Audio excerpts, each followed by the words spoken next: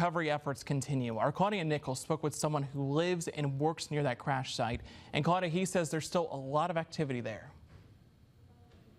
Yeah, that's right, Cameron. I'm told foggy conditions in D.C. made it hard to see what was going on today, but crews remain on scene as the recovery work continues. We're all kind of in horror, like it's like crazy, and you don't really expect something like to happen in the U.S. like that, or like right down the road from where you live. Alex Kessaris says he lives half a mile from where the collision happened. Some people like heard an explosion, but they didn't really know what it was. I think a lot of we've had a lot of electrical issues here, a lot of transformers kind of blown, so I think people just assumed it was that. Alex says he was sitting at his office desk Thursday morning, which overlooks the Potomac River in Washington, D.C., just hours after an American airline plane collided with an Army helicopter in the night sky. From my desk, I see every single plane take off and land, right? Like the next day, like at 11 a.m. when the airport opened, like the planes were just kind of coming as normal. I'm pretty sure they closed that one runway, but a plane just flew by right now.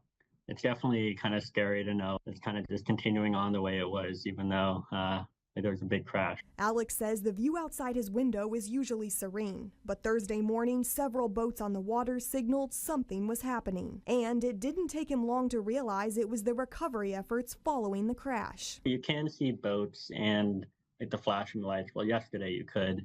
Today it's very foggy. He believes the temperatures in D.C. right now might make the recovery work less difficult than it would have been just a few days ago. I take the metro over the Potomac pretty often.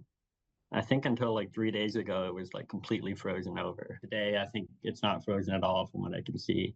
So it definitely has, like the warm weather has definitely impacted like the conditions on the Potomac quite a bit. Alex says he's flown in and out of the Reagan National Airport many times, and although the horrific crash is still fresh on his mind, he says he's not afraid to fly again. I'm pretty confident that they're taking steps to make sure it doesn't happen again. It was kind of just an error, and I feel like everyone will be careful that that doesn't happen again. Well, at this time, the National Transportation Safety Board says the investigation into the crash is ongoing as recovery efforts continue. We'll keep you updated with the latest. Reporting live in studio, Claudia Nichols, Fox 10 News.